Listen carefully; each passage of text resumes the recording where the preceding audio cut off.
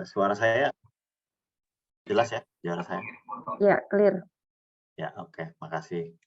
Selamat malam, rekan-rekan, teman-teman mahasiswa, adik-adik mahasiswa semua, Mas-mas, Mbak, dan juga Bu Vera yang dari UNJ ya. Senang sekali malam ini kita bisa ketemu lagi ya setelah 3 minggu, seperti 3 minggu. Mungkin masing-masing juga dengan kesibukannya. Kemudian juga, sempat, tadi Bu Vera sebutkan terkait dengan tugasnya esai ya, kemudian nanti mungkin pertemuan terakhir kita coba untuk presentasi ya, masing-masing kelompok ya, Bu Vera, seperti apa. Jadi, nanti di slide terakhir saya yang sekarang juga saya coba ini lagi, siapa tahu ada yang masih belum clear tugasnya seperti apa. Jadi, intinya sih karena mata kuliahnya kimia industri ya, jadi, saya berharap, teman-teman semua, adik-adik mahasiswa semua itu bisa, membayangkan dan memahami seperti apa sih, ilmu kimia atau lulusan kimia atau, kimia itu yang diterapkan di, industri ya, khususnya di tempat saya saat ini industri semen.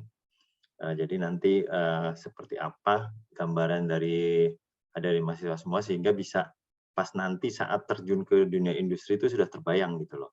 Seperti apa sih yang penerapan ilmu di apa namanya, di industri.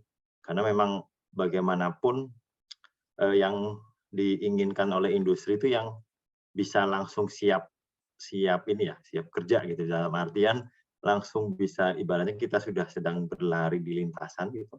Kalau, adik-adik semua ikut di lintasan itu bisa langsung mengikuti untuk bisa ya minimal pelan dulu, kemudian nanti bisa ikut, seirama gitu ya. Karena, bagaimanapun kan nanti, lebih banyak dari kita pasti akan masuk ke dunia industri ya. Jadi malam ini saya akan coba, sharing terkait dengan kimia di industri semen, tapi, lebih dalam lagi yang dari yang kemarin kita, apa namanya, kita bahas, sudah kita bahas. Sebentar saya izin saya share screen ya untuk, materinya.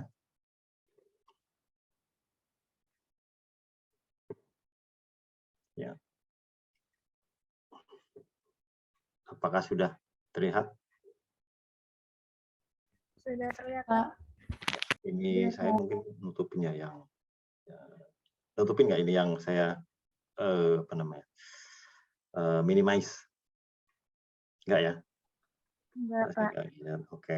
Jadi, malam ini kita coba membahas dan sharing juga terkait dengan ilmu kimia yang diterapkan di, industri semen, gitu. Jadi malam ini kita coba untuk, apa namanya, membahas terkait dengan lab semen, apa saja sih, lab yang ada di industri semen, kemudian, quality control di semen seperti apa, kemudian kegiatan sampling atau pengambilan sampel, preparation atau penyiapan sampel, dan juga analisa sampel itu seperti apa yang dilakukan, dan kemudian juga terkait dengan lab, alat-alat apa saja sih yang digunakan di, industri semen, alat labnya. Jadi nanti kita coba bahas, terkait 4 hal ini. Tapi nanti, mungkin bisa juga dari mahasiswa semua itu bisa, kita sharing ya. Jadi saya lebih suka kalau kita sharing terkait dengan apa sih yang kira-kira nanti dilakukan para, apa namanya, alumni kimia itu di industri. Jadi kalau, industri, lab di industri semen, itu ada 4 sekarang ini ya. Jadi ada lab kimia, ada lab fisika, kemudian ada lab untuk QC, quality control untuk, semennya, dan juga lab untuk bahan bakar alternatif, bahan baku alternatif. Ini yang sekarang juga mulai, banyak dan juga bangun ya di industri semen. Jadi lab kimia ini melakukan pengambilan sampel dan juga pengujian kandungan kimia yang ada dari mulai bahan baku sampai ke produk semen. Ini yang bagian atas saya nutupin nggak nih yang ada ini tombol-tombol atau apa? Terlihat nggak? Nggak ya?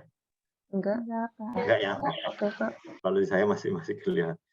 Nah, kemudian untuk di lab kimia seperti itu, kemudian ada lab fisika. Lab fisika ini melakukan pengujian parameter fisika dalam produk semen. Jadi kalau lab kimia tadi itu adalah parameter kimia, jadi di sana itu nanti ada juga yang masih weight kimia. Jadi meskipun sudah banyak sekali alat-alat canggih ya yang ada di industri sekarang ini yang digunakan, namun juga masih ada juga analisis yang kayak apa namanya titrasi atau apa masih ada sebenarnya seperti itu.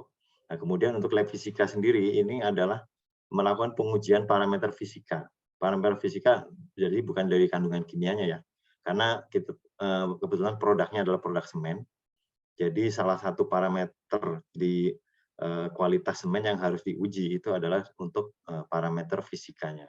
Nah, kemudian lab quality control. Nah, ini melakukan pengambilan sampel dan pengontrolan kualitas selama proses produksi semen.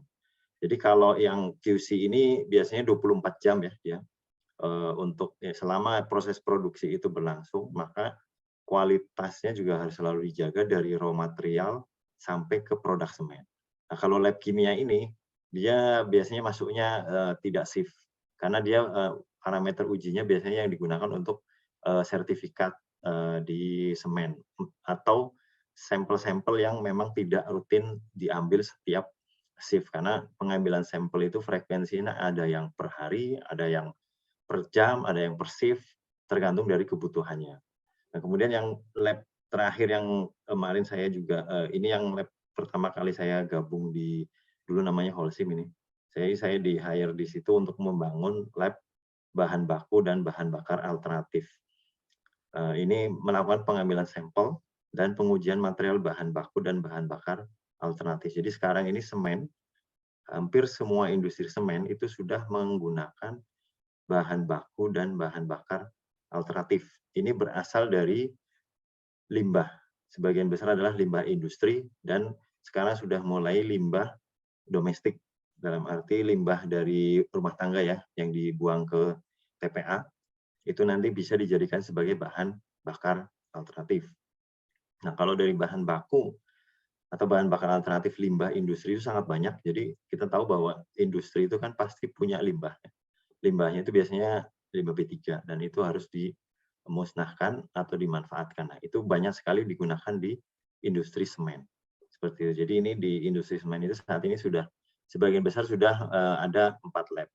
Nah, sebenarnya ada satu lagi, tapi itu nanti setelah aplikasi dari produk semen. Jadi biasanya di lab konkret atau lab beton ya. Nah, itu biasanya di kami sendiri itu masuk di proses produksi pembuatan beton. Jadi setelah semen jadi, itu kan digunakan untuk pembuatan beton. Nah, dalam pembuatan beton itu juga ada pengujian-pengujian terutama fisika. Yang lebih banyak adalah pengujian fisikanya karena sudah terkait dengan kekuatan beton ya atau produk yang dihasilkan atau digunakan yang mengandung semen. Jadi itulah yang di luar dari semen ini biasanya ada lab beton namanya. Jadi ini lab yang ada di lab kimia semen.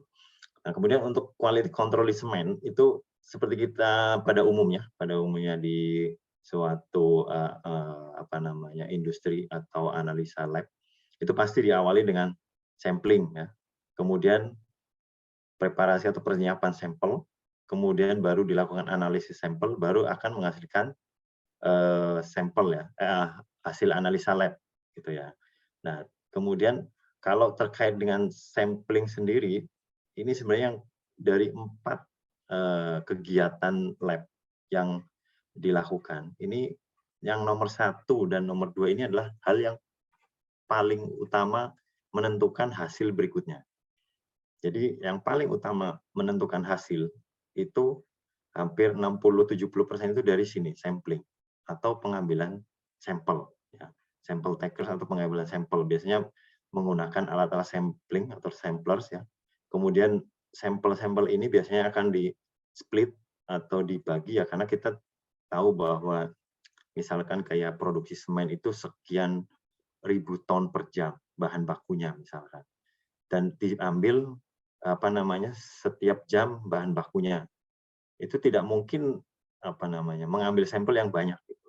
Pasti dalam 1 ton misalkan diambil 1 kilo, nanti dikomposit, kemudian nanti di split atau dibagi sampelnya. Tapi kan dalam membagi sampel itu harus yang representatif. Karena hasil analisa suatu lab suatu material itu sangat bergantung dari sampel yang diambil. Jadi kalau sampelnya salah, sudah pasti yang dibawa ini hasilnya akan salah, gitu. Jadi preparasi dan analisis ini mungkin 30% dari total kesalahan yang ada di hasil analisa lab, seperti itu. Jadi sampelnya biasanya setelah diambil, kemudian di-split atau dibagi, karena tidak mungkin biasanya ada splitnya bisa di lapangan atau di tempat penyimpanan sampel ya. Tapi biasanya di lapangan karena nanti kalau dibawa ke lab kemudian baru di-split atau dibagi si sampelnya itu akan terlalu banyak limbah, sisa sampel yang akan dihasilkan. Gitu. Kemudian sampelnya dibawa ke tempat lab, kemudian disiapkan sampelnya baru bisa dilakukan analisis. Seperti itu. Itulah tahapan dari mulai pengambilan sampel sampai keluar hasil analisa. Kembali saya sebutkan tadi bahwa tanpa pengambilan sampel yang benar, preparasi atau penyiapan sampel dan analisis itu seperti kita main lotre ya. Karena tadi kalau sampelnya salah, udah pasti hasil analisa pasti salah. Seperti itu. Misalkan tadi biasanya kalau industrinya kayak semen ya, tadi bahan baku semen limestone, kalau sampelnya itu masih homogen ya, dalam arti sama-sama material limestone, itu masih mending. Tapi kalau sampelnya udah campuran, itu sangat tidak bisa kita memilih-milih sampel. Jadi kita harus benar-benar mengambil sampel dengan teknik yang tepat supaya bisa menggambarkan apa yang ada di lapangan. Karena kita tahu bahwa yang dianalisis di alat itu hanya sekian miligram. Apalagi misalkan sampel-sampel yang liquid ya, yang GC apalagi sekian mikrogram yang diinjek gitu. Kemudian di ICP juga hanya sekian miligram atau sekian gram yang dilarutkan di asam gitu ya. Di X-ray masih agak mending, itu lebih banyak lagi ya 2 gram katakanlah. Tapi kan tidak mungkin bahwa kita mengambil sampelnya itu banyak sih untuk dianalisa. Karena pasti akan di alatnya itu tidak bisa gitu. Jadi kan tadi bagaimana caranya mengambil sampel yang bisa mewakili dari yang kondisi di lapangan. Dan itulah salah satu tugas dari chemist ya atau para lulusan kimia. Tidak hanya menyatakan tanggung jawab saya di lab, tidak bisa. Kecuali kayak lab-lab komersil ya. Lab komersil itu yang hanya menerima sampel gitu. Itu pun kan kadang satu sampel misalkan 1 kilo dikirim ke lab. Nah, dari 1 kilo itu kan lab mengambilnya pasti hanya sekian gram. Nah, bagaimana itu caranya mengambil 1 gram dari bisa mewakili yang 1 kilo. Nah, itu yang harus dipikirkan dan dilakukan oleh para kimia ya, kemis ya, para ahli kimia itu untuk bisa menghasilkan hasil analisa yang akurat gitu ya. Seperti itu. Makanya nanti mungkin kalau nanti sudah belajar terkait sama ISO ya, itu kan ada uji validasi metode, ada uji repeatability, ada uji akurasi, ya itu kan supaya tadi bahwa dalam satu wadah sampel itu hasilnya tuh kalau diulang dianalisa itu tidak berubah-ubah angkanya gitu ya. Jadi tadi bahwa menurut teorinya itu 80% itu dari sampling malah.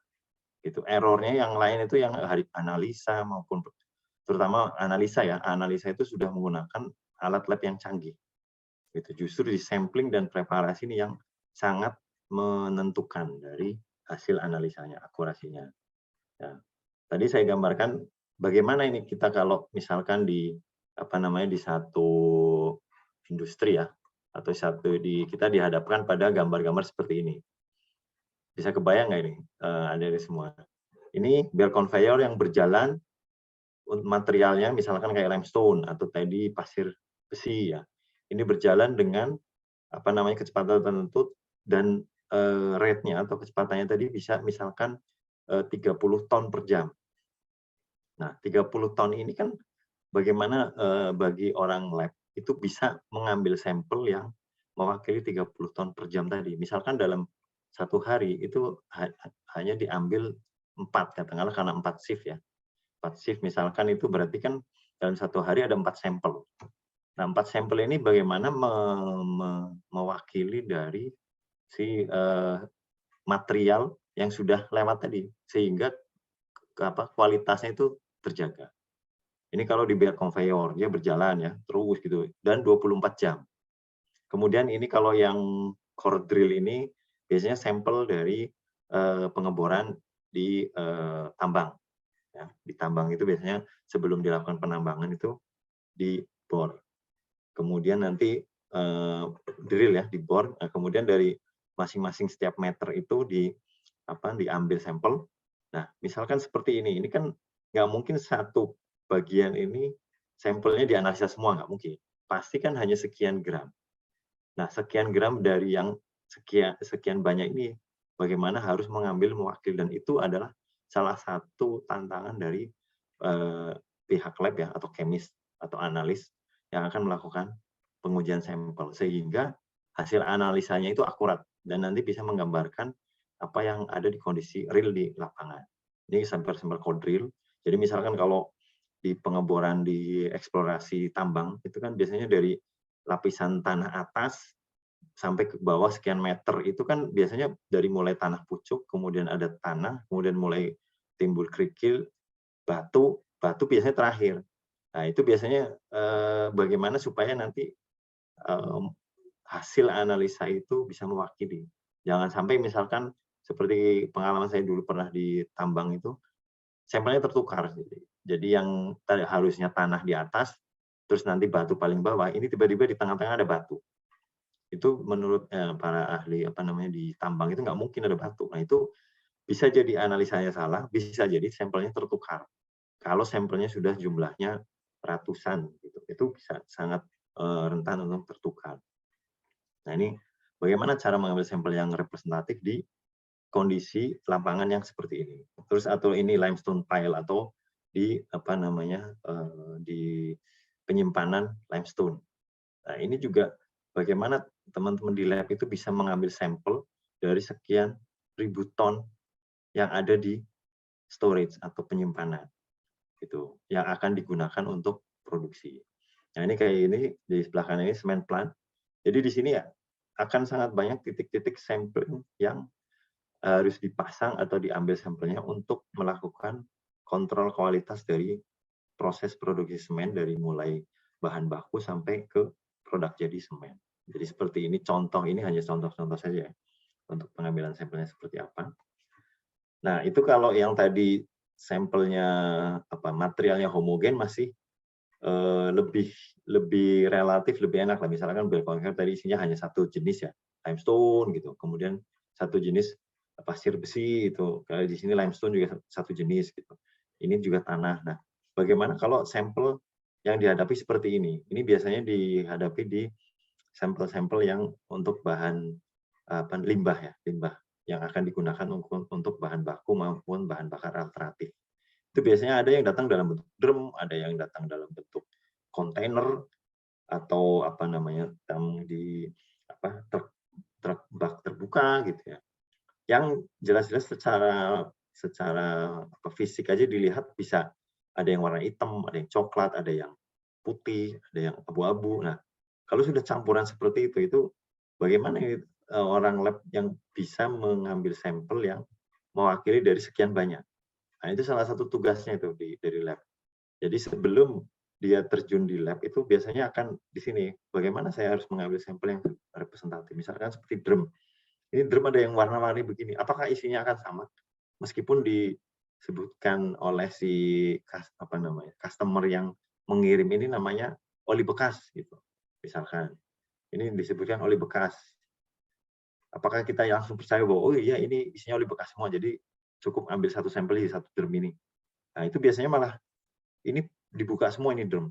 Kemudian nanti dicek satu persatu drum itu. Kemudian dicek dari atas sampai bawah ada alatnya itu. Nah, itu untuk mengecek dan mengambil sampel yang representatif. Itu yang harus dilakukan. Jadi ini contoh-contoh nanti di lapangan yang bisa dihadapi ya kalau di industri skala besar. Nah, ini semen sampling point yang ada di di industri semen. Jadi sampling point-nya misalkan seperti yang di sini dari mulai raw material, kemudian ada ini pencampurannya, kemudian feeding dari bahan baku, kemudian masuk mulai ke proses, kemudian dari proses ini ada pembakaran, kemudian masuk ke pembakaran di clinker ini, menghasilkan produk setengah jadi, kemudian menjadi produk semen. Nah inilah dari awal produksi sampai akhir itu kita dari lab itu harus bisa menentukan di mana saya harus mengambil sampel, di titik-titik mana, alat sampelnya seperti apa, analisanya dengan alat apa yang harus saya analisa. Nah itulah. Jadi itu yang nanti harus dihadapi dan dipecahkan oleh teman-teman nanti yang bekerja di lab seperti itu. Jadi mulai dari raw material sini, kemudian sampai ada proses pembakaran kalau di kilang ya, kalau di semen sampai produk jadi semen jadi yang siap dipasarkan. Nah, itulah salah satu tugasnya nanti dia harus dihadapi di lapangan. Nah ini quality control kalau contohnya di semen ya. Ini dari mulai raw material, ini dilakukan quality control di sini, pengambilan sampelnya. Tadi tergambar ya bahwa di tambang itu harus mengambil seperti apa dari mulai yang eksplorasi, eksploitasi, kemudian nanti menjadi bahan baku yang siap pakai. Di sini yang ada di penyimpanan, kemudian dilakukan blending, penambahan bahan aditif lain. Ini juga dilakukan juga quality control-nya. Kemudian juga setelah dicampur, tadi kan di sini ada berbagai bahan baku semen dicampur, itu juga campurannya kita cek, itu homogenitas seperti apa dan kandungan kimia seperti apa. Kemudian pas saat mulai masuk ke pembakaran juga dicek. Kemudian hasil dari pembakarannya juga dicek. Kemudian sampai nanti hasil produknya itu dicek. Dari 1 sampai 7 ini itu masih ujinya adalah dari secara kimia, kandungan kimianya. Baru nanti setelah jadi produk semen inilah akan diuji secara fisika. Nah ini kalau yang nomor 8 ini adalah bahan bakarnya. Tadi ada bahan baku, ada bahan bakar. Ini juga dicek karena bahan bakar ini akan menentukan juga nanti kualitas produknya seperti apa. Karena batu bara sendiri, kalau kita tahu bahwa batu bara itu kandungan kalorinya, kualitasnya juga itu sangat beragam. Ada yang low rank coal namanya. Itu low rank itu berarti bahan bakar batu bara yang kualitasnya rendah. Biasanya itu nanti nilai kalorinya rendah. Kalau satu bahan nilai kalorinya rendah, berarti dia nanti kebanyakan akan menjadi abu. Abunya bisa abu terbang atau fly ash atau abu yang berat, biasanya namanya bottom ash. Nah, itu akan menjadi residu. Nah, tapi kalau di industri semen, bahan bakar dan bahan baku semua menjadi produk. Namanya clinker ini setengah jadi. Semua clinker ini, kecuali clinkernya tadi di proses pembakarannya ini kurang sempurna sehingga clinkernya tidak sesuai spek yang diinginkan, nanti dimasukkan lagi ke sini, ke bahan baku lagi. Jadi industri semen itu praktis tidak ada limbah atau produk samping yang dihasilkan. Karena semua produk sampingnya tadi yang tidak berhasil masuk lagi ke bahan baku lagi. Bahkan di bahan baku ini kan tadi menggunakan limbah B3 dari industri lain ya. Dari industri yang ada, limbahnya itu digunakan untuk bahan baku dan bahan bakar. Tadi diingatkan kembali ya, Bu Vera, bahwa kalau ada yang ingin ditanyakan langsung aja open mic ya. Ya, Untuk atau bisa ada dulu yang mau bertanya, silakan. sebelum bergeser ke topik berikutnya, silakan. Ini baru titik-titiknya ini, titik-titiknya belum sampai ke alatnya ini. Iya. Jadi tantangan utama salah satu saya nggak tahu di mata kuliah atau di itu ada nggak yang terkait dengan sampling dan preparasi. Karena sebenarnya itu juga hal yang sangat-sangat krusial di lab. Karena jangan sampai kadang itu hasil analisa lab nggak akurat itu bukan karena analisanya, tapi karena sampel yang dianalisanya itu tidak sesuai, gitu, tidak representatif. Karena kita tahu bahwa sampling itu kan kalau materialnya padat, materialnya sludge, materialnya cair, materialnya udara, itu teknik samplingnya berbeda-beda. Gitu. Bahkan misalkan kayak kalau yang paling sulit itu adalah sampling untuk udara. Dan di kami sendiri kayak di industri semen ini ada juga untuk sampling udara, terutama untuk lab lingkungan ya, untuk parameter lingkungan itu juga di sana kimia diterapkan, ilmu kimia diterapkan. Gitu. Jadi kayak saya sekarang di bidang lingkungan itu yang dulu ilmu kimia yang saya dapatkan dan juga pengalaman di lab yang saya dapatkan itu sangat membantu saat sekarang sebagai di bidang lingkungan. Karena begitu hasil analisa, misalkan emisi udara, hasil analisanya kandungan sulfurnya, kandungan apanya itu seperti apa, kandungan merkuri itu. Jadi pas diskusi dengan teman-teman yang dari lab itu bisa nyambung. Jadi jangan khawatir juga tadi bahwa untuk ilmu kimia itu juga setelah misalkan seperti saya yang setelah mempelajari kimia mencoba melebarkan menjadi lingkungan itu masih nyambung. Gitu. Jadi banyak nyambung lah dari ilmu kimia itu. Gitu. Seperti itu. Ada pertanyaan sampai di sini? Oke, silakan kalau ada yang mau bertanya. Berarti tadi untuk di lab itu tidak hanya dari kimia, tapi ada fisika juga ya, Ya, yang terutama berkaitan dengan sifat fisik dari hasil jadinya tadi ya. ya di produknya. Hmm. Hmm. Oke, silakan mahasiswa. Nah itu kalau tadi yang di lab fisika itu tidak harus, ada juga sih banyak yang dari alumni kimia ya, alumni kimia. Nah kalau di nggak harus juga dari kimia karena dia alat-alatnya juga ya sebenarnya kalau mau menguasai alatnya itu bisa juga belajar lah ya, belajar untuk cara analisanya itu fisika gitu loh. Jadi tidak harus orang kimia, tapi kalau di lab kimia itu yang spesifik, lebih spesifik kalau lab kimia itu karena kandungan kimia ada ilmu kimianya lah seperti itu. Preparasinya juga kan agak beda ya kalau lab fisika sama lab kimia itu. Gitu. Berarti tadi kalau kayak kesalahan ngambil sampel juga berpengaruh ya, karena kan Sangat, sangat. kalau misalnya sama mungkin seperti kasusnya sekarang kayak obat yang untuk yang anak-anak itu kan, bagaimana ngambil sampel yang tepat sehingga bisa mengambil kesimpulan bahwa hasilnya itu karena apa gitu ya. Betul.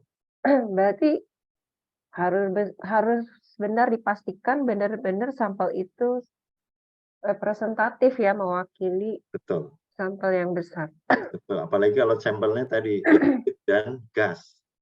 Iya betul. Itu yang kalau liquid kan dia bisa bergabung ya, global gitu ya. Itu yang juga tantangan tersendiri. Apalagi misalkan kayak dari pabrik-pabrik obat biasanya pakainya ini HPLC ya untuk ininya. Kemudian juga ya GC mungkin ada juga tapi banyak HPLC kalau di pabrik obat kalau nggak salah ya. Nah itu juga dari pengalaman yang saya nggak tahu ya dari teman-teman yang lain. Dan kalau dari saya sendiri yang pernah menggunakan beberapa alat lab itu, memang yang paling sulit itu yang GC dan HPLC itu. Itu karena ilmu kimianya benar-benar harus diterapkan organik ya, kimia organik terutama itu. Itu wah udah salah satu itu nggak harus spesial dan ini biasanya dia kalau biasanya di GC atau HPLC dia akan di situ. Beda dengan misalkan kayak X-ray. X-ray itu relatif lebih inilah dia kalau sudah di matriksnya dan juga misalkan sudah dibikin satu metode preparasinya begini itu orang lain yang asal dilatih di situ nganalisa metodenya udah siap itu bisa gitu. Tapi kalau kayak GC, ICP, HPLC itu kan preparasinya tidak mudah gitu. Iya banyak faktor yang menentukan ya kondisi pelarutnya. Kalau HPLC itu kan bisa macam-macam gitu. Pelarut-pelarutnya tadi ya sekarang obat itu kan saya juga yakin wah itu berarti nganalisanya pakai HPLC kalau nggak salah yang itu ya, etilen glikol yang gitu-gitu ya. Iya. Nah itu juga samplingnya itu kan kalau itu mungkin masih ini ya satu produk atau satu bahan baku itu masih bisa sejenisnya. Itu kalau udah campuran, nah itu yang paling sulit itu. Dari situ HPLC GC bisa memisahkan kan dia ya. Bisa. Ya itu Cuma kan nyari parameter pelarut atau kondisi pelarut untuk memisahkan kan Itu udah lumayan juga tuh. Ya, betul. Dan itu Udah ini bisa kalau satu skripsi. kalau di teman-teman di kimia, itu terutama tadi dari mulai apa membuat satu konsep ya, maksudnya metode yang membuat satu metode. Misalkan metode analisa kayak di sini misalkan silika di bahan baku semen atau analisa apa tadi di obat, itu kan satu metode tuh. Nah itu biasanya kemis itu di situ. Dia bikin satu metode, begitu udah selesai, nanti bikin satu prosedur, baru dilakukan oleh analis kan ya, yang rutin day to day-nya. Nah, kalau kimia biasanya lebih banyak yang tadi membangun metodenya ini. Misalnya ya di GC, di semua alat kan harus membuat metode, membuat kalibrasi, preparasinya seperti apa. Nah, itu kan membangun satu metode. Nah, itulah yang banyak harus dilakukan oleh teman-teman di kimia. Cuman tadi salah satu yang juga harus diperhatikan di kita di orang kimia itu adalah sampling. Sampling itu sangat-sangat pengaruh besar. Gitu loh. Kita kebayang kalau di lapangan, ya kalau mungkin teman-teman yang masih di skala lab di universitas itu kan ya masih sampelnya masih inilah ya, masih nggak banyak ya. Nah itu kalau di lapangan atau di industri itu sampelnya sangat seperti tadi gitu loh. Udah mainannya udah sekian ribu ton gitu loh. Ya bagaimana hasilnya itu bisa mewakili. Sepertinya tidak ada yang ini, sudah clear semua ya. Masih mencerna mungkin. Masih mencerna ya, masih membayangkan untuk gimana. Yang penting tadi bahwa nanti di lapangan di industri itu akan berhadapan dengan jumlah yang besar. Dan misalkan apalagi kalau industrinya industri masif yang operasinya 24 jam. Nah, itu kontrol kualitas itu ya 24 jam gitu loh. Dan itu harus apa namanya problem solving-nya segala itu siap, terutama dari apa namanya kalau meskipun teman-teman itu nanti di lab, tapi harus kembali saya yang pertama saya bilang menguasai proses supaya nanti begitu di orang-orang proses itu yang di biasanya teknik kimia ya atau teknik kimia lah teknik industri itu yang nanti berhadapan dengan kita menjelaskan hasil analisa itu kita bisa bukan berdebat tapi untuk berdiskusi nyambung gitu harus bisa seperti itu jadi menguasai prosesnya. Nah ini dilanjutkan dengan quality control dari semen ya yang tadi QC 1 yang untuk di raw material. Nah ini biasanya kalau di semen itu yang untuk raw material extraction ini dilakukan sampling di waktu drilling atau pengeboran ya di eksplorasi. Kemudian setelah eksplorasi kan eksploitasi ya. Di apa namanya batu kapur itu keras, sangat keras ada yang sangat keras sehingga untuk menambangnya atau mengambilnya itu harus diledakkan. Untuk pada saat mau meledakkan itu dilakukan pengeboran, nah kemudian nanti dimasukkan dinamit dan diledakkan. Nah kemudian hasil ledakan itu biasanya masih besar-besar juga. Itu yang terutama yang bahan baku ini ya, limestone.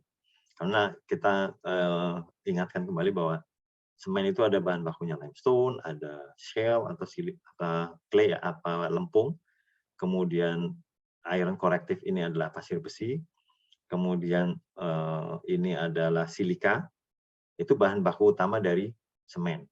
Nah, kemudian setelah dilakukan peledakan, kemudian diangkut dengan truk, kemudian dihancurkan lagi, di crushing.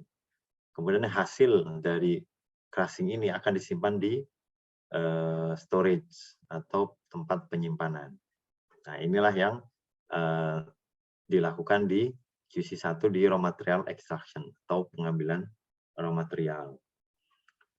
Nah, ini ada limestone, bentuknya seperti ini. Ada shale. Limestone ini kandungan paling banyaknya adalah kalsium. Shale ini biasanya aluminanya. Kemudian ini silika dan pasir besi. Silika ini untuk Si-nya ya. Kemudian pasir besi Fe-nya. Jadi ini kandungan utama dari semen, bahan bakunya. Dan ini biasanya untuk QC-nya, ini ada limestone, shale, iron, atau pasir besi, kemudian silika. Nah, kemudian ke quality control yang kedua, untuk raw material preparation. Nah, di sini adalah bahan baku tadi yang akan dicampurkan shale, limestone itu diambil di masing-masing gundukannya. Kalau tadi kan di tambangnya, di drillingnya. Nah ini setelah dihancurkan, kemudian disimpan di storage atau di tempat penyimpanan, itu juga sebelum digunakan dicek. Itu biasanya dia yang ada di belt conveyor ini. Ini di belt conveyor, kemudian untuk supaya homogen itu hasil penghalusannya itu ditaburkan dari atas, kemudian nanti si conveyor-nya itu jalan ke kanan, ke kiri, gini terus, supaya tadi homogen materialnya. Jadi kanan, kiri, sehingga membentuk satu gundukan segitiga ini. Seperti yang tadi di gambar yang saya yang di depan ini ya, yang di sini, nah ini, seperti ini, limestone pile. Ini dibentuk seperti ini, supaya homogen. Nanti mengambilnya pun dia akan berjalan seperti ini. Jadi tidak pakai loader atau alat berat yang di skop gitu, yang skop besar ya, loader dimasukkan tidak. Tapi dia seperti diiris-iris gitu. Supaya tadi si material yang diumpankan ke proses itu dia homogen. Nah, seperti ini ngambilnya. Ini nanti ini ada bahan berjalannya, terus ini jalan pelan-pelan ke arah sana sambil dari atas ke bawah terus diambil gini. Nah, itu supaya ini aja masih satu jenis material, misalkan limestone atau shale, itu pengambilannya seperti ini. Jadi bisa kita bayangkan kualitas kandungan kimia yang ada di material alam ini bagaimana heterogennya dan bagaimana supaya tadi teman-teman lab mengambil dari yang sekian heterogennya itu tapi mewakili. Nah, gitu. Itu yang salah satu yang sangat tantangannya dari teman-teman di lab, mengambil sampel yang representatif. Gitu. Nah, kemudian di QC 3 dan 4 untuk preparation atau penyiapan mealnya atau bahan bakunya, itu yang tadi ada yang di bahan baku dari shale, kemudian ada limestone, itu masing-masing biasanya masuk ke satu bin. Kemudian nanti untuk proporsinya itu nanti akan ada namanya belt. Nah, di sini ada weight feeder atau timbangan. Jadi belt berjalan, conveyor berjalan, tapi ada timbangannya. Sehingga tadi material-material limestone, shale, silika, besi ini akan ditimbang dengan proporsi tertentu sehingga sesuai dengan kualitas bahan baku yang diinginkan atau akan diperoleh. Gitu. Jadi ini beltnya berjalan, conveyornya berjalan, ininya nanti masing-masing bahan baku ini akan jatuh sesuai dengan proporsinya. Dan paling banyak tadi karena 80% dari limestone atau batu kapur. Nah ini baru mulai mencampur gitu, saling menumpuk kan ya di sini. Nah ini nanti namanya raw meal. Ini yang nanti akan digiling lagi lebih halus lagi, gitu, menjadi satu material. Yang 4 material ini dicampur dengan proporsi tertentu menjadi satu material, seperti itu. Ini juga akan dicek. Yang tadi masing-masing sudah dicek, dicampurnya juga akan dicek, gitu. Dan kembali tadi campurannya ini bagaimana? Yang satu material saja kita bisa bayangkan ya, bagaimana mengambil sampel dari satu jenis material tapi representatif. Nah, sekarang mengambil satu sampel dari 4 jenis material yang representatif. Nah, itu juga harus dipikirkan sebelum kita melangkah ke analisa lab. Nah, kemudian tadi raw meal tadi menjadi feed ke kiln. Ini kiln ya, kita tahu kemarin yang terakhir pertemuan kita, ini ada proses utama dalam pembuatan semen itu adalah kiln namanya. Nah, ini terjadi proses pembakaran di sini. Di proses pembakaran ini jadi materialnya namanya kiln feed ini masuk ke atas ya di siklon ini, pemanasan dimulai, kemudian bahan bakar utamanya di sini batu bara. Jadi ini zona-zonanya, kemudian suhunya, dan tadi material yang 4 tadi kan di sini ada Ca, ada Al, shale itu alumina, kemudian silika itu Si-nya ya, silikanya, iron itu besinya, itu akan mencampur di sini menjadi kiln feed dan dibakar sampai dia mencair. Jadi CaCO3, ada silika, ada clay, ada pasir besi, ini akan menyatu di sini, mencair menjadi ini, ada CaO, ada C2S, C-nya itu Ca ya. Kayak kemarin yang apa namanya yang kita pelajari kemarin, ada Ca, ada S. Nah, inilah sudah menjadi satu material namanya hot meal sini. Dan menjadi produk nanti klinker. Nah, ini suhunya bisa sampai 1500, 1600. Kalau materialnya sendiri sekitar 1500 gitu. Nah, ini sudah menjadi campuran ini keempat bahan baku tadi. Nanti dicek di kualitasnya itu di klinker. Itu biasanya ini C3S, C2S itu delit, alit ini namanya. C ini yang A-nya itu alumina. Nah, ini nanti akan dicek. Dan pembakaran ini menghasilkan emisi yang sangat besar itu CO2.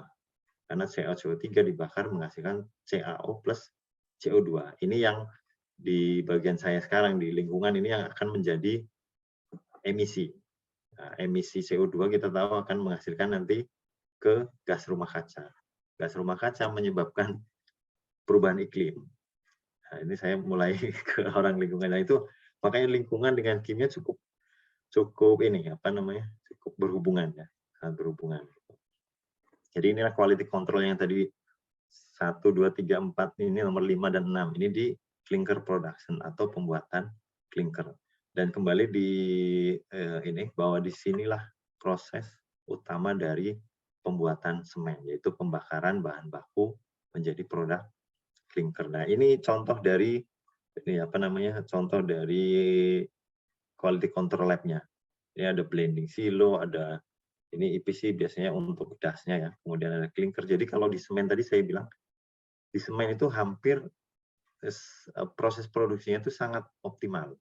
Karena tadi gas panas yang dihasilkan di sini itu dikembalikan lagi untuk memanaskan material.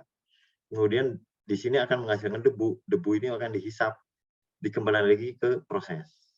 Ini yang das ini, das ini debu. Jadi sebenarnya kalau misalkan ada melihat pabrik semen banyak debu keluar di apa namanya di cerobongnya, itu sebenarnya pabriknya rugi karena itu produknya lepas ke udara. Jadi semua produk itu harusnya masuk semua ke sini, muter di sini dan menjadi produk.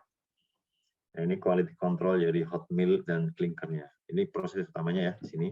Nah, kemudian setelah tadi semen setengah jadi atau namanya klinker tadi, itu diproses menjadi yang terakhir menjadi semen, produksi semen. Nah, di semen ini untuk produksi semen itu klinker dicampur dengan gypsum dan aditif lain.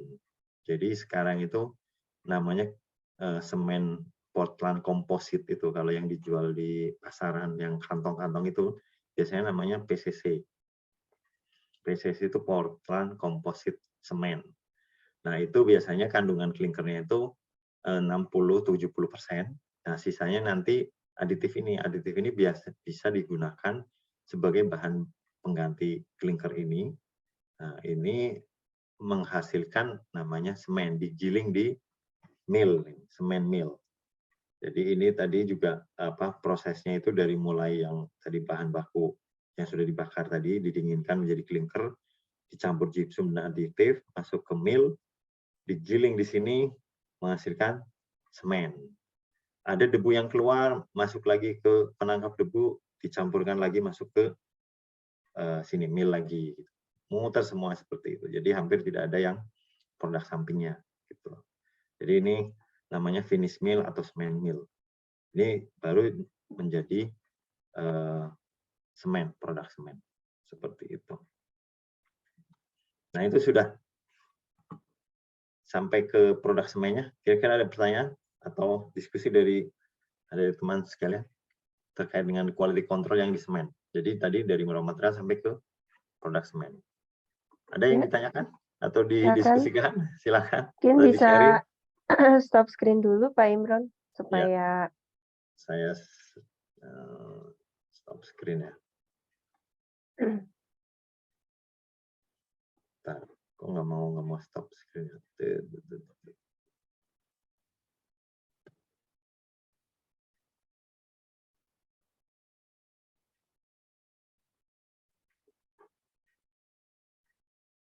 Masih share screen ya saya?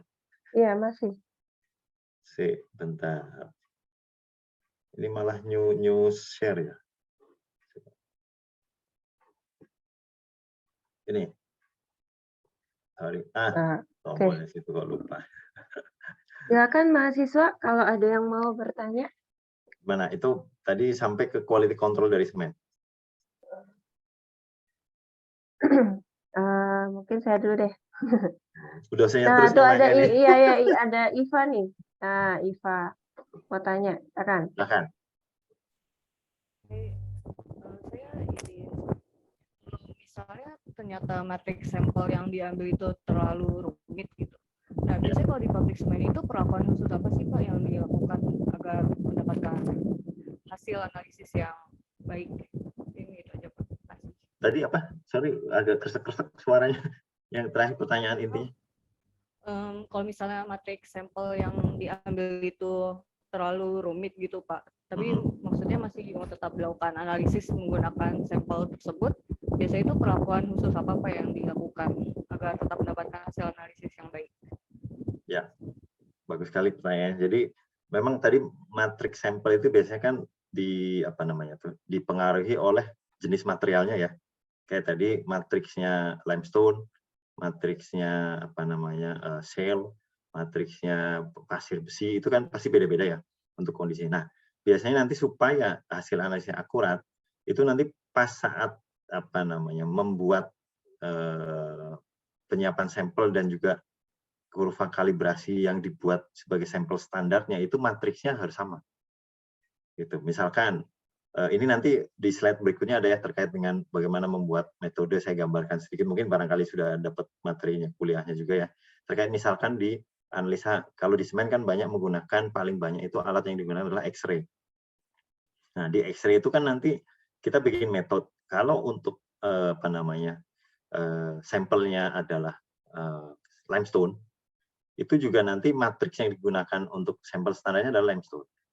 Gitu. Nah, terkait dengan samplingnya, cara samplingnya itu misalkan dengan belt berjalan itu dengan auto sampler biasanya. Kalau dia beltnya memang terus berjalan sekian ton per jam, jadi kita harus mengambil secara frekuensi tertentu. Misalkan 2 jam sekali itu automatic samplingnya itu ngambil sampel 1 kali di belt conveyornya. Kemudian nanti yang kedua tiap jam nanti menjadi composite sample.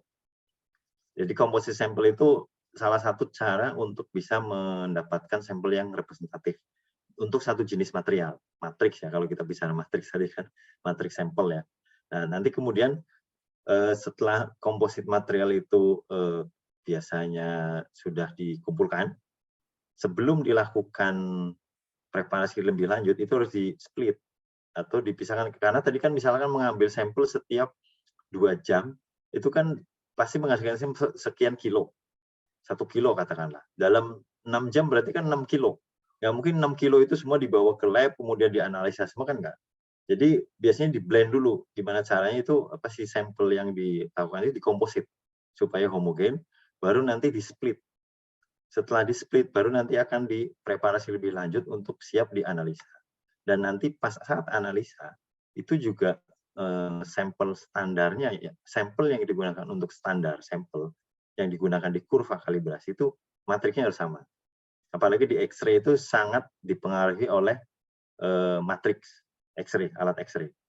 Di UNJ ada alat X-ray, Bu Vera kan? XRF? Nggak ada. Ada. Adanya di tetangga. Kan alat biasanya yang paling banyak digunakan untuk, karena di sini analisanya kan logam ya, logam non-logam tapi material ya, dalam oksida dalam arti misalkan silika, alumina, kalsium tadi CaO, itu alat yang paling banyak digunakan adalah X-ray. Dan kemudian X-ray itu sangat dipengaruhi oleh matriks sampel.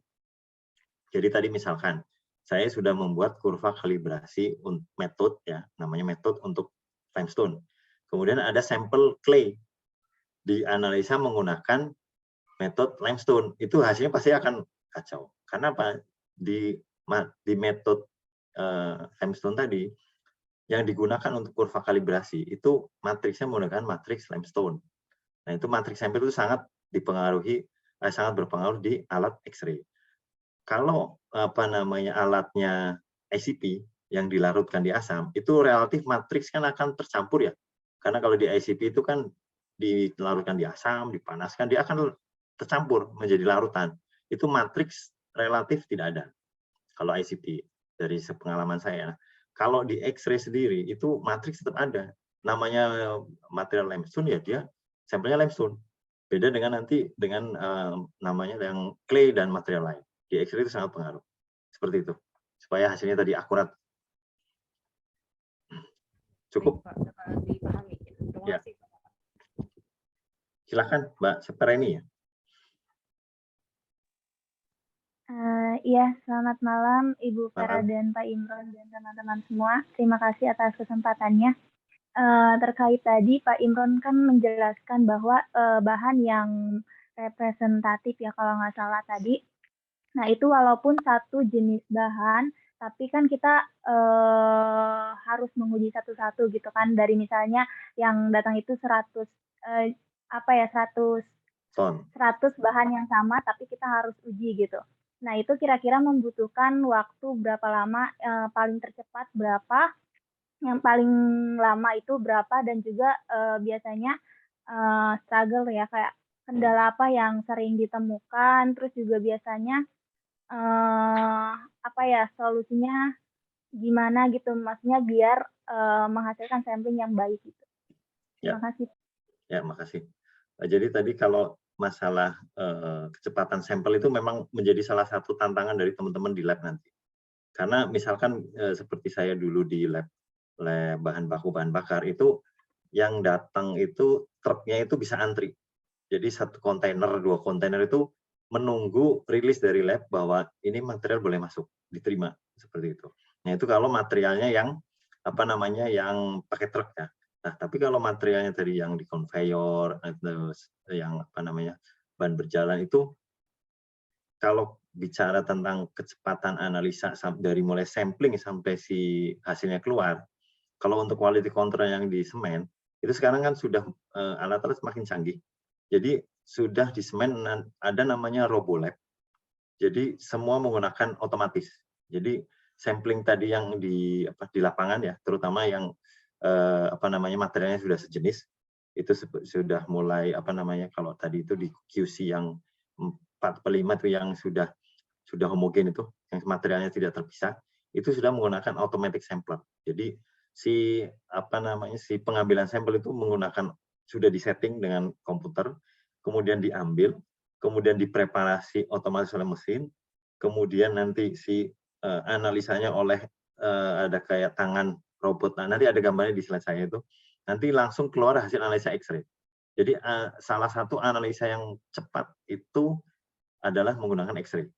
Kalau analisanya seperti ICP itu preparasinya kita tahu lah cukup lama. Karena kalau X-ray tadi yang terutama materialnya yang matriksnya masih sama ya, matriks Kiln Fit atau limestone sih tidak yang sudah homogen kayak hot meal dari clinker, itu prosesnya hanya diambil sampelnya, kemudian nanti digiling, kemudian dipres, dianalisa. Itu bisa kurang dari sejam. Itu sudah keluar, dan itu hasilnya nanti saya coba tunjukkan juga seperti apa kontrol kualitas online-nya yang ada di pabrik itu. Kita bisa lihat dari jauh juga seperti apa. Jadi meskipun kepala labnya ada di rumah, tapi analisnya di pabrik ya 24 jam. Itu kalau ada problem itu siap-siap dipanggil dikontak juga, karena pabriknya 24 jam itu kita bisa buka di online-nya itu seperti apa kualitas si semennya, seperti itu. Jadi itulah kalau bicara kecepatan tadi. Dan kendala, kalau tadi ditanya kendala terkait dengan sampai hasilnya itu akurat, pertama tadi sampling. Kemudian kalau meskipun kita sudah menggunakan automatic sampling, itu juga harus sering dicek di lapangan. Karena biasanya ada juga automatic sampling itu, apalagi misalkan kayak automatic sampling yang di belt conveyor. Dia itu belt conveyor berjalan, kemudian ada seperti cangkul yang mengambil sampelnya. Nah itu kalau settingannya salah atau ada material yang ganjil di situ, itu bisa menghentikan proses itu. Itu tanggung jawab dari lab untuk menjaga si automatic sampling itu bisa berjalan dengan normal dan hasil analisa bisa akurat. Seperti itu. Tadi sudah bisa menjawab pertanyaan semua belum, Mbak Reni? Sudah, Pak Imron. Terima kasih, Pak. Ya, makasih. Ada lagi? Siapa? Muhammad ya? Ali, silakan. Iya, Pak. Ya, Ali silakan. Iya, Pak. Terima kasih atas kesempatannya. Saya izin bertanya, Pak, untuk metode sampling dan metode analisis di industri Bapak sendiri, apakah menggunakan metode yang sudah tervalidasi, Pak, sehingga mungkin kami dari fresh graduate yang baru masuk ke industri semen bisa mengikuti, atau kita dituntut untuk menggunakan metode apa yang kita buat, atau bagaimana, Pak? Metode analisis dan metode preparasi sampel dan pengambilan sampelnya. Ya, baik, terima kasih. Bagus pertanyaannya. Jadi tentu saja setiap metode itu harus ada yang tertelusur ya metodenya kemana. Apalagi sekarang kita dituntut semua lab itu harus tersertifikasi ISO 17025. Nah itu kalau kita sudah terakreditasi ya, akreditasi ISO 17025 labnya, itu kan pasti akan menggunakan metode-metode yang sudah standar gitu ya. Karena di situ nanti kan di ISO itu ada persyaratan-persyaratan yang harus dipenuhi ya, persyaratan manajemen, persyaratan teknis gitu kan. Udah dapat tentang ISO ya, Bu Vera ya? Pengetahuan ISO 17025 lab. Udah pernah dapat? Yang angkatan ini belum deh, Pak. Belum ya? Biasanya yang semester 7. Tapi nanti akan ada ya materi Akan itu ada. ya? Oh ya, jadi nanti teman-teman lab itu wajib paham dan menguasai terkait dengan ISO 17025. Karena sekarang semua lab itu harus sudah terakreditasi 17025. Nah, nanti kalau sudah akreditasi tadi, itu metode-metodenya itu harus divalidasi. Nah, validasi metode itulah yang nanti harus menggunakan metode yang tertelusur. Misalnya kayak kalau di semen ada SNI-nya. Kemudian kalau metode analisa X-ray ada metode apa gitu yang sudah diakui, dan nanti di metode itulah nanti yang akan diakreditasi.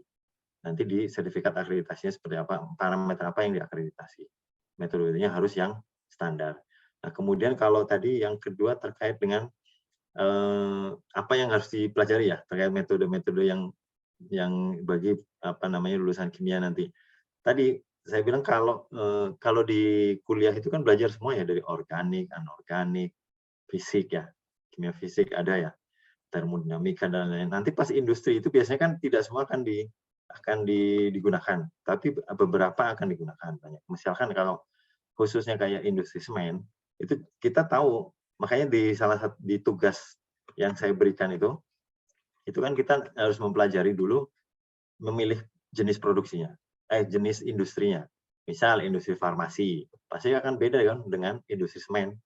Alat yang digunakan pasti beda, metodenya pasti beda, sampelnya beda. Gitu. Kalau Masnya misalkan sudah pernah ke industri, ke pabrik farmasi, seperti itu pasti bersih kan ya. Alat-alatnya biasanya ya itu yang untuk analisa-analisa yang obat gitu ya. Organik pasti banyak ya. Anorganik mungkin kayaknya jarang lah ya, Bu Vera ya, kalau yang farmasi ya. Nah, begitu dari situ masuk ke industri semen. Di semen itu yang dianalisa apa? Tadi bahan tambang. Sudah pasti, kalau bahan tambang berarti yang dianalisa mineral. Mineral itu alatnya apa ya? Apa mungkin nggak kalau mineral misalkan analisa menggunakan GC? Nggak mungkin kan? Nah itu. Jadi berarti saya kalau masukkan ke industri semen, dia analisanya oksida, logam, berarti saya alat apa nih yang digunakan untuk analisa itu? Oh, bisa X-ray, bisa ECP ya. Seperti itu misalkan. Nah, berarti itu alat itu tuh harus dikuasai untuk bagaimana cara preparasinya, terutama misalkan dari kalau dilakukan sampling, preparasi sampai ke membuat metode. Jadi kewajiban ya, kalau saya bilang sih kewajiban teman-teman adik-adik di jurusan kimia nanti di lab itu wajib bisa membuat metode. Metode itu dari mulai membuat preparasinya seperti apa, larutan standarnya nggak harus selalu larutan ya, kalau X-ray kan nggak larutan. Standarnya membuat kurva kalibrasi sampai alat itu siap digunakan oleh analis, sampai membuat prosedurnya. Nah, seperti itu. Itu yang perlu dipelajari ya. Jadi nggak usah khawatir yang fresh graduate atau ini tadi, tidak semuanya nanti juga akan diterapkan di satu industri karena spesifik. Tadi misalkan industri migas. Kira-kira kalau migas banyak digunakan alat apa? Ada yang tahu nggak? Minyak lah, oil company. Alatnya apa kira-kira? Ayo, ada yang tahu nggak? Coba. Jadi pengetahuan alat sangat penting dan sangat diperlukan untuk di industri. Karena kita tahu industri itu kan berpacu dengan waktu ya untuk membuat satu proses. Kita nggak mungkin, misalkan tadi saya bilang ada truk mau bongkar muatannya, nunggu 3 jam. Oh, itu bisa membuat antrian truk sekian banyak. Jadi gimana caranya mengambil sampel di truk, menganalisa, dan memutuskan, oke, truknya boleh dibongkar, bahan baku bisa masuk. Jangan sampai misalkan pernah kejadian ya, di tempat saya juga dulu, mungkin karena memang manusia ada aja ya, itu bahan bakar yang di tangki, yang seharusnya dia solar, itu yang masuk air. Kebayang nggak itu satu tangki yang harusnya solar masuk air, dan itu lolos QC-nya. Itu langsung begitu tahu, udah bubar itu. Jangan sampai seperti itu. Jadi apalagi yang material tertutup itu harus benar-benar dicek. Gitu. Tadi terkait dengan fresh graduate dari kimia, yang perlu saya tekankan tadi, pengetahuan untuk di alat. Alat itu tergantung dari jenis industrinya. Seperti itu. Ada lagi? Kira-kira menjawab, Mas Ali? Menjawab sekali, Pak. Terima kasih atas jawabannya. Ya, ada lagi yang mau bertanya nih? Ini Mas Dika. Frans ya, Dika. Ya, Silakan. silakan. Ya, baik. Terima kasih Pak buat kesempatannya. Saya izin bertanya sedikit mengenai sampel sih. Kita kan mengambil sampelnya ini dalam skala yang besar ya, jadi bukan kayak pas di lab gitu. Nah, itu menimbangnya kan kadang misalnya gimana ya Pak gitu? Apakah ada instrumen khusus untuk skala besar itu, atau sudah diperkirakan misalnya satu truk muat sekian kilogram gitu? Itu aja sih Pak. Terima kasih.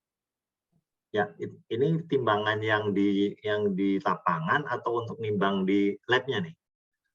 Untuk yang di lapangannya itu, yang skala besar misalnya 2 ton gitu, itu apakah ditimbang atau gimana ya Pak? Ya, kalau timbangan di lapangan sendiri sih kayak tadi saya di presentasi saya di gambar itu ada weight feeder namanya ya. Jadi conveyor, tapi itu bisa menimbang.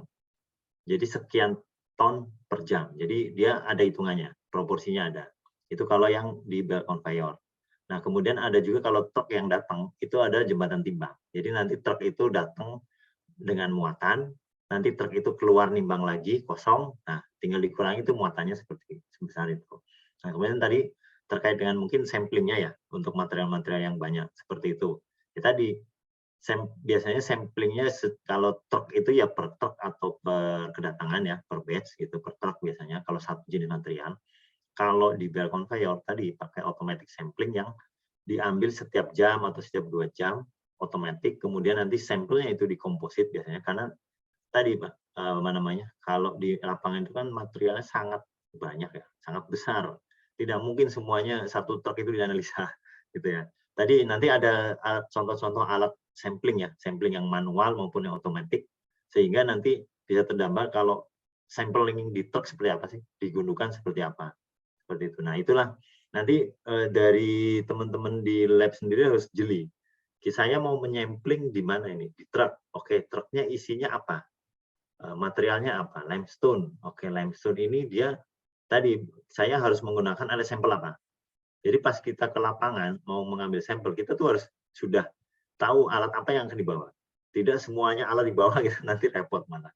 Kayak misalkan mau sampling air di sungai, sudah nanti akan mungkin dari teman-teman ada yang akan terjun di lab lingkungan, itu nanti kalau samplingnya di sungai, samplingnya di danau, samplingnya di laut, kemudian itu kalau air ya, bicara air, kemudian nanti samplingnya di cerobong semen yang tingginya 70 meter dengan kecepatan alir sekian. Saya harus ngambil sampelnya seperti apa untuk dianalisa logam ini dengan alat apa. Nah, itu kimia semua itu nanti digunakan, dan itu nanti akan butuh tadi selain pengetahuan, pengalaman. Itu pengalaman untuk dalam pengambilan sampel. Karena tadi apalagi lab lingkungan, misalkan saya mau menganalisa kalau di lingkungan kan parameternya biasanya nitrat-nitrit di air misalkan, kemudian metan di air, di sampel air, kemudian logam yang terlarut di sungai. Misalkan ada teman-teman yang terjun di lab lingkungan, kemudian ada kasus mengambil sampel di sungai yang tercemar. Nah, kita harus tahu saya mau menganalisa apa di situ. Kemudian setelah saya ambil sampelnya dengan alat apa, setelah saya ambil wadahnya harus seperti apa, penyimpanannya. Terutama tadi sampel-sampel lingkungan yang air itu penyimpanan sampel pun ada yang wadahnya boleh pakai botol plastik, ada yang harus botol kaca, ada yang harus didinginkan, ada yang bisa sampelnya tahan 1 jam harus dianalisa. Nah, itu juga pengetahuannya sangat penting ya. Jadi tadi ini kalau bicara lab lingkungan ya, bukan lab produksi. Lab produksi tadi kalau sudah produksi sih sudah day to day, jadi sudah rutin gitu. Nah, itu kayak misalkan kayak saya dulu juga sempat pengalaman di waktu di tambang itu untuk lab lingkungannya, kita mengontrol kualitas buangan air yang mau masuk ke sungai. Nah, itu kita sebagai kemis di situ kita harus tahu ini aliran ini, maksudnya limbah cair ini akan dibuang ke sungai. Saya harus mengambil sampelnya di mana ini? Di sini. Kemudian setelah tahu konsentrasi dari material itu berapa banyak yang dibuang? Gimana cara mengukurnya? Misalkan kayak tadi di satu aliran ya, atau got aliran lah ya, aliran atau got itu sebelum masuk sungai itu kan kita kalau ke pemerintah harus lapor bahwa saya membuang limbah saya itu sekian liter per jam. Kandungan logam ini sekian. Jadi beban yang saya buang ke sungai itu berapa? Itu juga orang kimia semua itu nanti yang menghitung. Gitu. Seperti itu ya gambaran lebih luasnya lagi. Jadi udah agak mulai kebayang, benar-benar kebayang ya yang saya gambarkan tadi. Karena tadi ada lab produksi, ada lab quality, ada lab lingkungan, ada itu lingkungan juga tadi luas lagi gitu loh. Seperti itu. Dan itu semua butuh teman-teman dari kimia. Dan ilmu kimianya sangat digunakan di situ. Seperti itu. Ada lagi kira-kira? Baik, terima kasih Pak. Ya. Berarti sebetulnya sarjana kimia bisa banyak berperan ya di banyak. Sangat banyak. industri semen. Ya. Luas, industrinya juga luas. Industrinya luas. Gitu. Dan labnya tadi, karena labnya itu bisa lab komersil, bisa lab yang di industri, gitu, bisa labnya itu lab lingkungan, lab produksi, semua bisa gitu. Dan ilmu kimianya itu yang dipelajari memang banyak ya sekarang di bangku kuliah. Tapi nanti begitu walaupun misalkan kayak di lab komersil ya kayak Scovindo ya atau Intertek itu kan dia menerima banyak sampel. Tapi kan nanti ada divisi yang untuk analisa logam, divisi yang analisa gas, ada divisi yang analisa apa. Nah, itu biasanya pasti akan spesifik lagi. Organik, biokimia itu nanti akan terpisah di sana gitu. Seperti itu. Jadi kalau dalam hal ini profesi kimiawan itu tidak bisa digantikan ya, masih belum bisa digantikan seperti halnya kalau kayak di bank gitu kan sekarang teller tuh udah nggak perlu kan, kita udah nggak perlu lagi pergi ke bank gitu kan. Nah mungkin kimia itu ya masih belum bisa tergantikan ya, jadi prospeknya masih cerah. Masih, karena tadi misalkan sudah pakai alat canggih, pakai robot ya. Nanti ada gambarnya pakai robot. Di lab semen sudah pakai robot. Automatic sampling sudah pakai robot. Dan misalkan tadi pengukuran udara nanti ada saya share. Pengukuran udara itu sudah langsung online di situ. Tapi tetap butuh orang kimia yang mengontrol tadi. Misalkan ada satu alat, kalau kembali ke saya orang lingkungan ya, lab lingkungan. Sekarang juga kita lagi butuh banyak lab lingkungan. Dan lab lingkungannya itu tadi yang harus mengkalibrasi alatnya. Jadi memastikan bahwa alat yang saya pasang di cerobong itu mengukur gas SO2 misalkan, itu sudah benar. Gimana caranya? Ya kita harus memastikan alat itu dikalibrasi kan. Yang mengkalibrasi siapa? Nggak mungkin otomatis oleh mesin, tetap harus oleh orang lab. Gitu. Orang labnya biasanya tadi kimia. Nah, tinggal nanti dia biasanya ahli udara, air, seperti itu. Dan padat gitu. Dan kimia tadi bisa nyambung ke berbagai hal menurut saya dari pengalaman. Gitu. Kita kembali ke materi ya, Vera. Oke, silakan.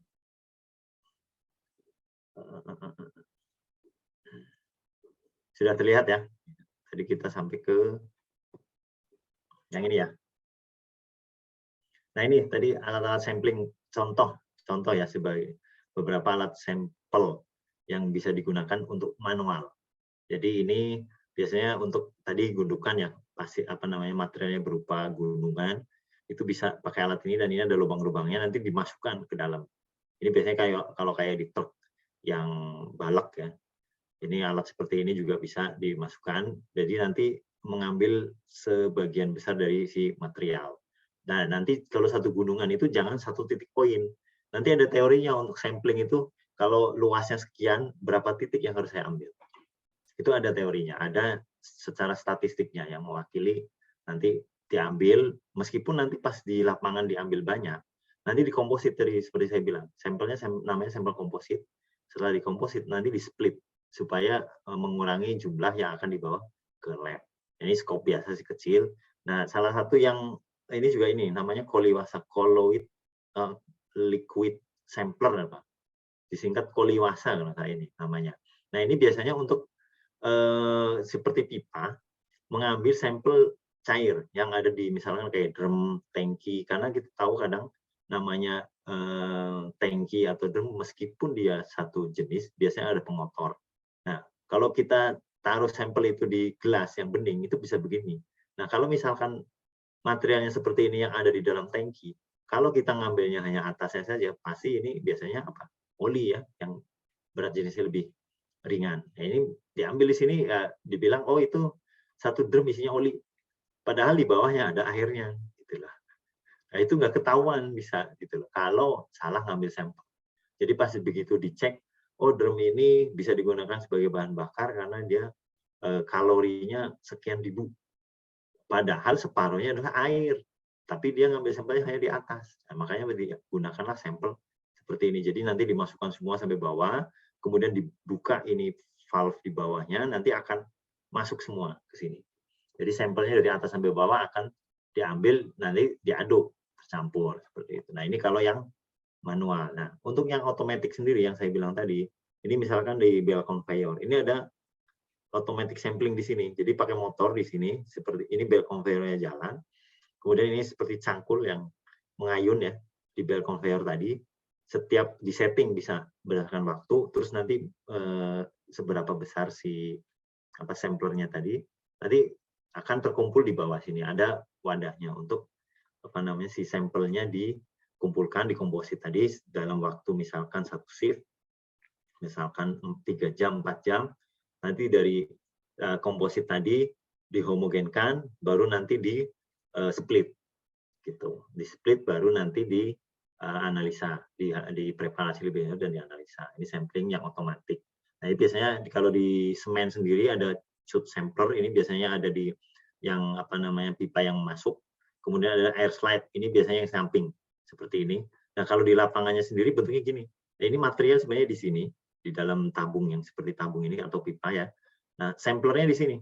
Dia akan mengambil sampelnya, biasanya ada yang pakai rotari, ada yang pakai seperti kapsul. Kayak tadi yang seperti ini, tapi dia bentuknya mengambilnya tuh masuk berapa detik, kemudian keluar lagi untuk ambil sampel. Karena materialnya turun ke bawah gitu. Misalnya seperti ini turun ke bawah, nanti diambil, menadah sekian detik, langsung ambil lagi, langsung nutup lagi.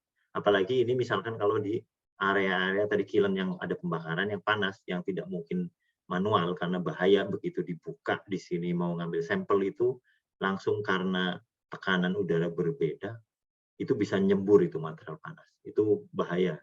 Makanya pakai otomatis seperti ini rapet kan. Nah, tapi dia sampler ini. Nah, di sini ngambil sekian yang dibutuhkan sesuai setting, kemudian nanti biasanya materialnya udah halus ya kalau yang seperti ini. nanti dikirim melalui pipa ini. Pipa-pipa seperti ini pakai kapsulnya tadi dikirim ke sampler station. Nah, nanti di sampler station itu diolah. Itu yang nanti secara otomatis semua. Itu yang otomatis ya. Nah, kemudian ini saya kasih contoh misalkan penerapan yang kayak saya sekarang di lingkungan. Ini ada stack dari pabrik ya, misalkan kayak pabrik semen maupun PLTU ya, biasanya kan ada stack begini. Nah, itu biasanya harus diwajibkan dipasang ini alat untuk menganalisa gas yang ada yang dibuang ke udara ini. Nah, ini biasanya ada gas samplingnya di sini, ada probe-nya untuk mengukur parameternya. Tadi biasanya ada yang NO, SO, sulfur, NO, kemudian debu. Nah, ini alat-alat semua ini langsung menganalisa kalau ini, menganalisa ke emisi yang dibuang dan kadar debu yang dibuang. Nanti langsung muncul dianalisa di alat dan langsung muncul di komputer. Nah, meskipun alat-alat ini otomatis, dia langsung di komputer ini langsung muncul setiap menit itu langsung keluar berapa kandungan sulfurnya, berapa kandungan NO2-nya, berapa kandungan debunya. Tapi tadi meskipun semua otomatis ini tetap harus dijaga akurasinya dengan cara dikalibrasi. Kalibrasinya oleh orang kimia. Karena ini nanti dibandingkan dengan alatnya atau diambil, biasanya karena ini sudah otomatis, nanti dibandingkan dengan yang sampling manual.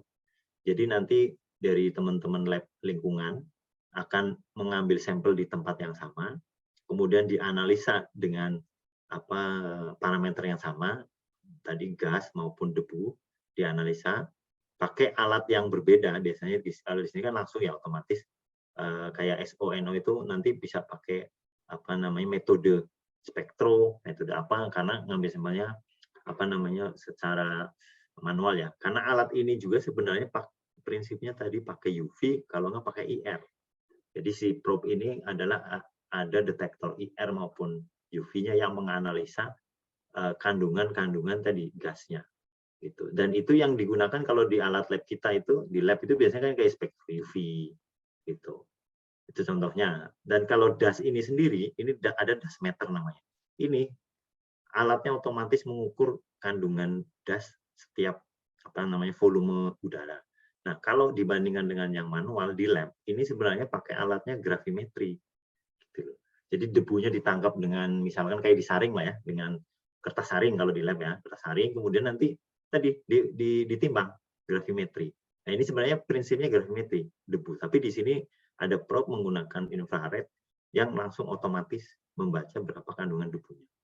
Nah, itu nanti dibandingkan dengan teman-teman dari lab lingkungan itu untuk menjaga benar nggak nih yang saya ukur di sini debunya kandungannya sekian. Nah, itu nanti harus dikalibrasi dengan cara diukur juga di tempat yang sama. Ini alatnya mengukur, kemudian diambil sampel berapa ini kandungan. Itu contoh dari aplikasi yang automatic sampling sekaligus analisa di sini. Jadi tadi itu contoh-contoh samplingnya yang otomatis. Kemudian tadi untuk yang sampling sendiri ini setelah dilakukan pengambilan sampel itu adalah kan selanjutnya penyiapan sampel preparation ya. Nah, sampel preparation ini tujuan utamanya sebenarnya adalah memperkecil ukuran dari suatu sampel kan, karena sampel itu akan dianalisa di alat instrumen lab yang tidak mungkin kayak batu itu langsung dianalisa di X-ray. Ada sih X-ray yang portable, tapi kan akurasinya pasti akan rendah. Nah, makanya dari sebenarnya mengurangi ukuran dari yang besar menjadi kecil. Caranya dengan apa? Ya tadi di crusher seperti di lapangan itu, tapi crushernya lebih kecil di sini. Jadi nanti sampel yang besar ini dihancurkan dengan alat ini, biasanya jaw crusher ini. Kemudian nanti lebih haluskan lagi di pulverizer. Jadi mendapatkan dari raw sampel yang seperti ini, sebesar ini, menjadi sampel powder. Nah, tapi yang raw sampel yang ini itu dari sekian ribu ton tadi harus mewakili dulu yang ini juga, yang raw sampel ini sebelum menjadi powder, karena tidak mungkin sekian puluh kilo itu kita giling semua di sini menjadi powder baru kita analisa. Jadi kita split-splitnya itu di komposit, kemudian di split, kemudian preparasi baru nanti menjadi sampel yang halus, baru dianalisa di instrumen. Gitu. Karena X-ray, ICP itu kan harus sehalus ini gitu loh, baru bisa dianalisa kan. Gitu. Nah, ini untuk di lab semen itu untuk penyiapan sampel untuk analisa X-ray, karena alat utama yang digunakan di pabrik semen untuk quality control-nya adalah X-ray. X-ray-nya jenis XRF, fluorescence ya. Karena kita tahu X-ray ada XRD, ada XRF. Meskipun ada XRD juga digunakan, tapi alat utamanya adalah XRF. Jadi dari tadi yang mulai sampel yang datang di grinding, kemudian ditimbang, kemudian dibikin press pellet. Karena untuk metode analisa X-ray itu ada 2 jenis sekarang ya. Ada press pellet, ada fuse pellet. Mungkin ada sudah pernah dengar ini. Fuse pellet sama press pellet. Kalau press pellet ini adalah si sampel padatnya itu dibikin pellet, dipress. Untuk menjadi pellet ini ada dicampur dengan binder atau pengikat. Sebelum dipress tadi harus dihaluskan dulu sampelnya. Material-material tadi yang bahan bakunya itu dihaluskan, limestone, shale itu semua dihaluskan, baru nanti dipress menjadi pellet. Ini satu metode ya. Jadi misalkan tadi kalau metodenya pakai press pellet, nanti sampel-sampel standarnya juga pakai press pellet. Dan nanti standar sampelnya harus standar untuk di kurva kalibrasi harus dari jenis material yang sama. Jadi kalau kurva kalibrasi semen ya standar sampel standarnya harus semen. Sampel standarnya harus semen. Limestone ya harus limestone. Karena tadi matriks sampelnya itu beda-beda. Kalau di X-ray. Nah, sekarang ada satu metode di X-ray. Sudah lama sih sebenarnya metode ini dari zaman dulu.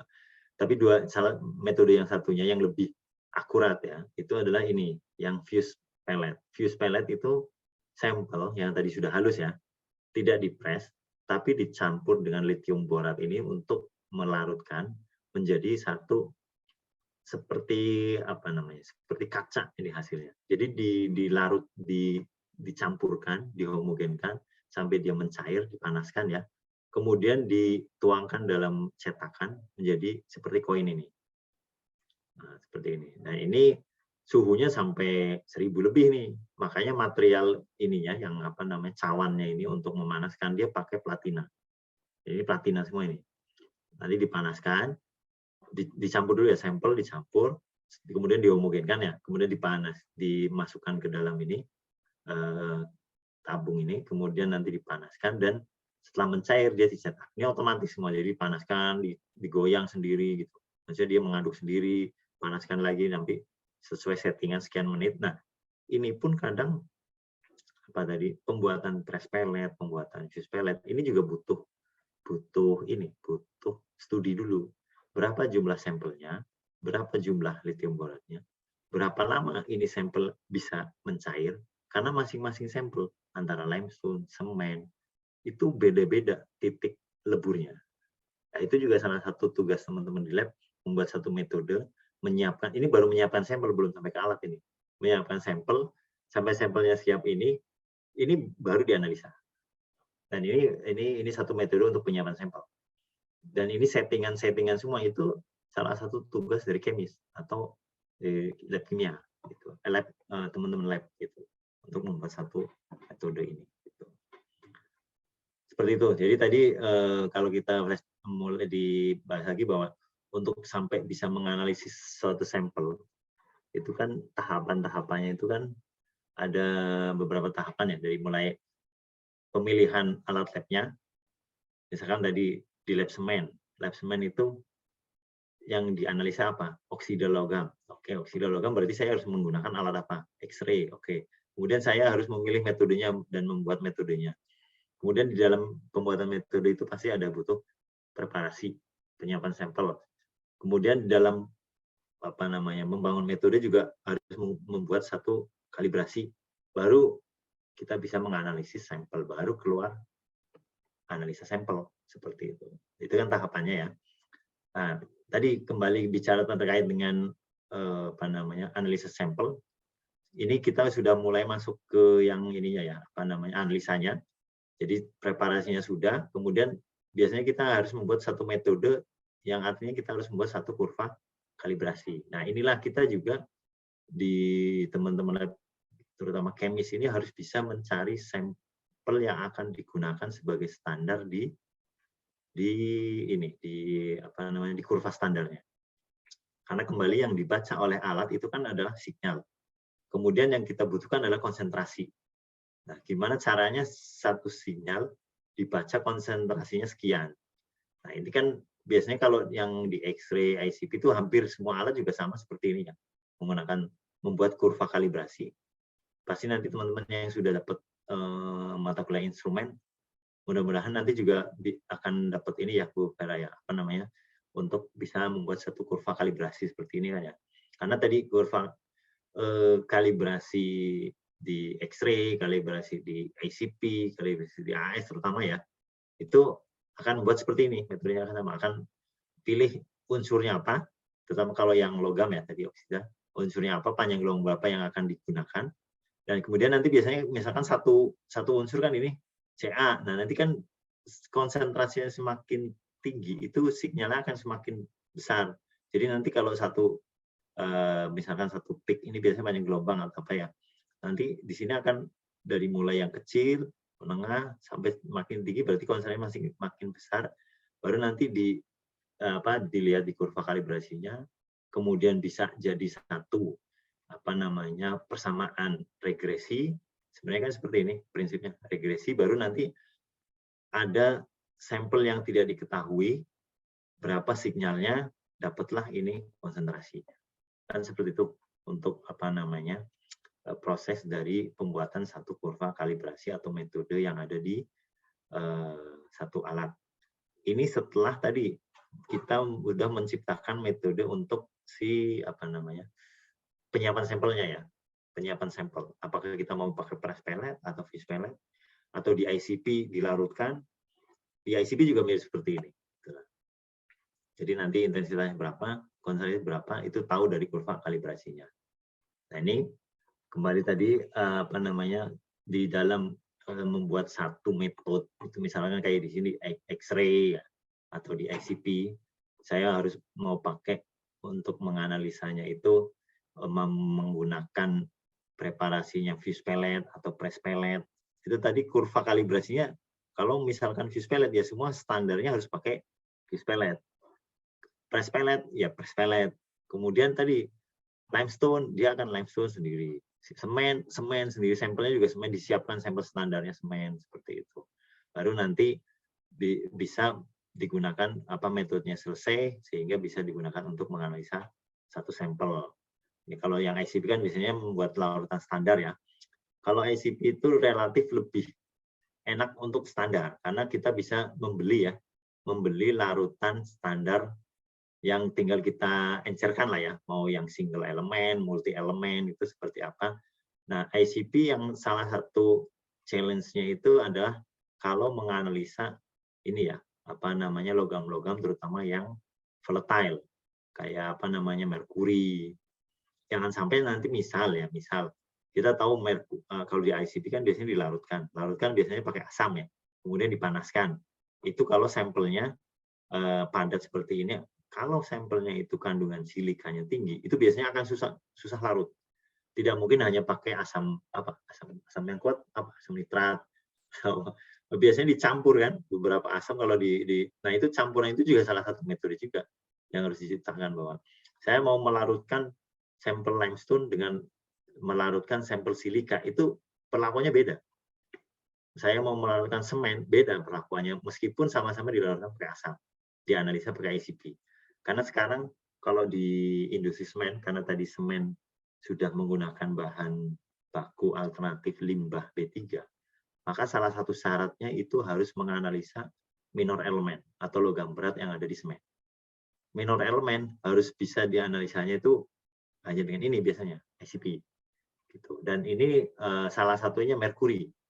Dan merkuri itu menjadi salah satu analisis di logam yang cukup ini challenging ya, karena tadi penyiapannya tidak mudah juga gitu ya, tidak mudah kalau untuk merkuri, apalagi misalkan menggunakan namanya vapor generator kalau nggak salah ya, ada aksesoris tambahan karena merkuri itu mudah menguap, jadi bagaimana pemanasannya biasanya pakai microwave ya, pernah nggak preparasi sampel? Kan biasanya kalau di yang kayak mau menganalisa logam biasa sih di semen misalkan ya tinggal dikasih asam, panaskan di mana namanya itu yang untuk pemanas hot plate ya, ditaruh di gelas kimia atau kemudian dikasih asam kemudian dipanaskan. Nah kalau mau menganalisa merkurinya kemudian pakai hot plate dipanaskan itu nguap semua si merkurinya dan logam yang mudah menguapnya akan menguap semua.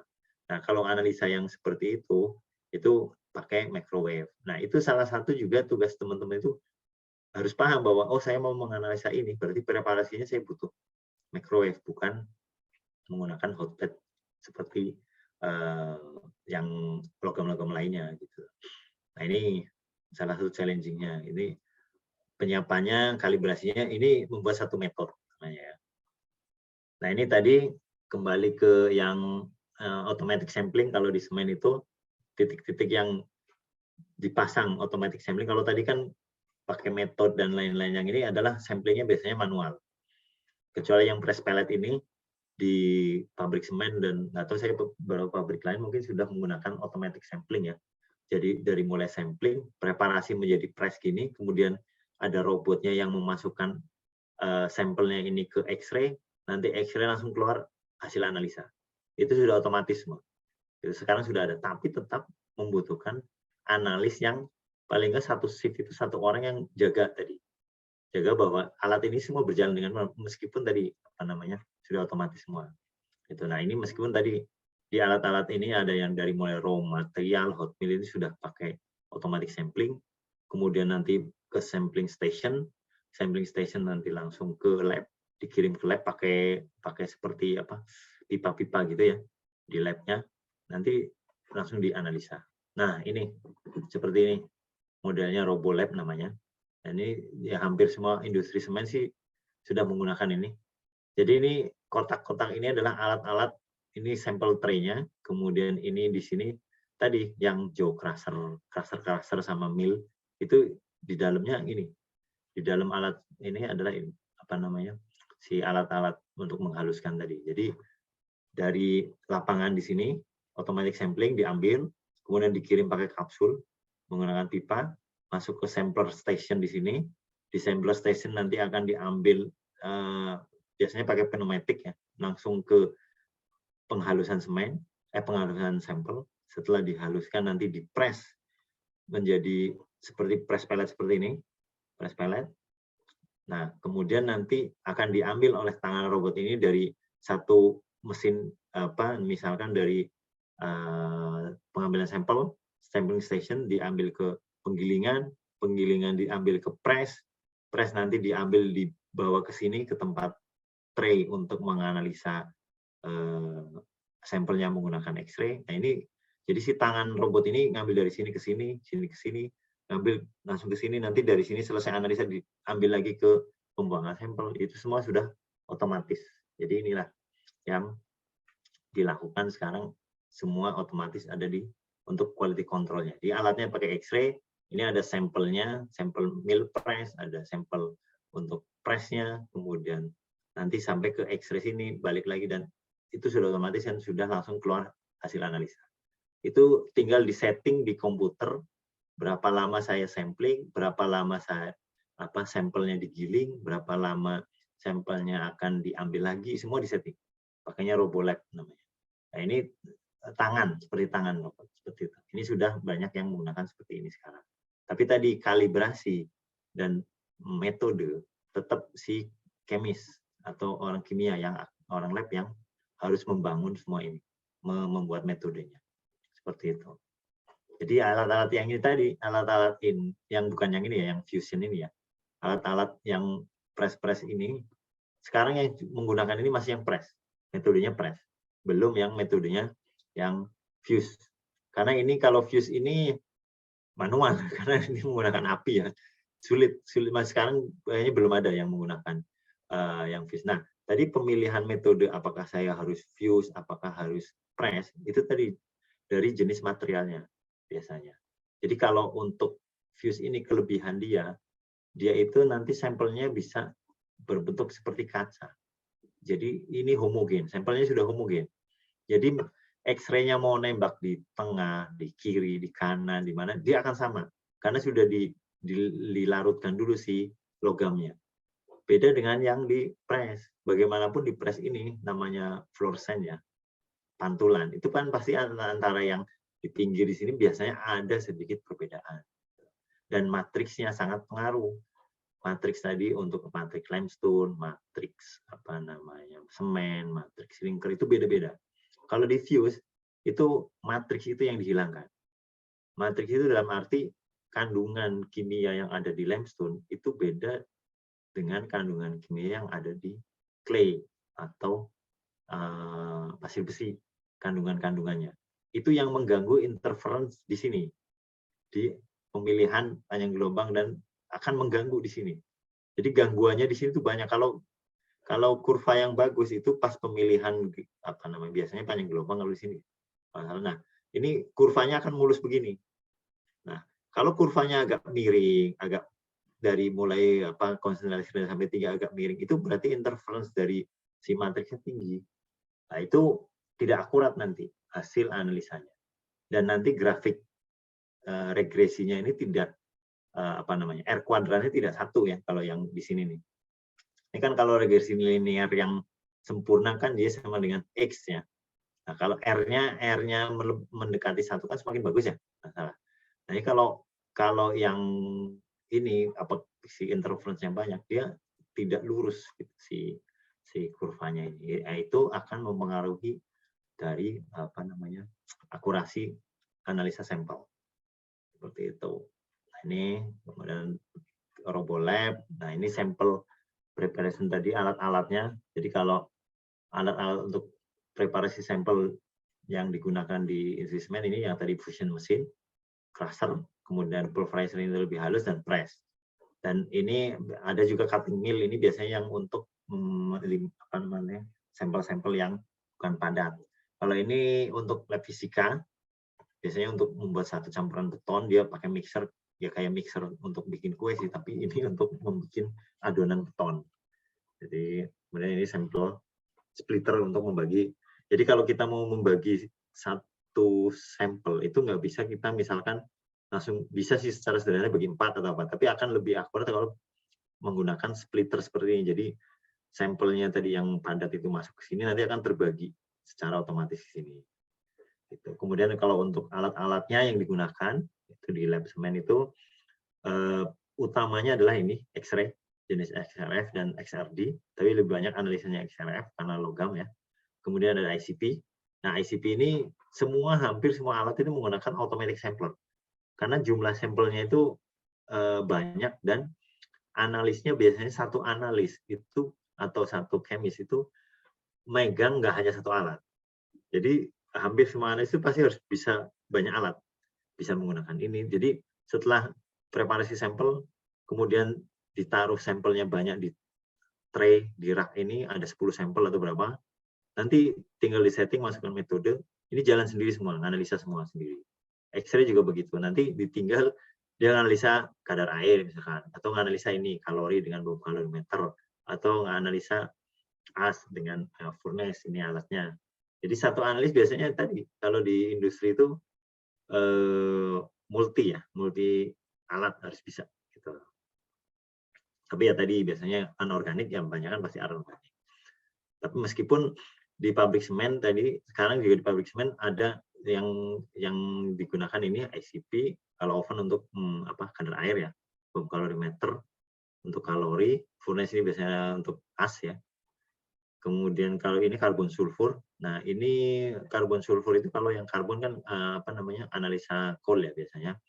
Nah, kalau sulfur itu untuk analisa, kalau di semen itu sulfur menjadi musuhnya atau hal yang dihindari, karena kalau ada sulfur terus ketemu dengan klorida itu dia akan alkali ya.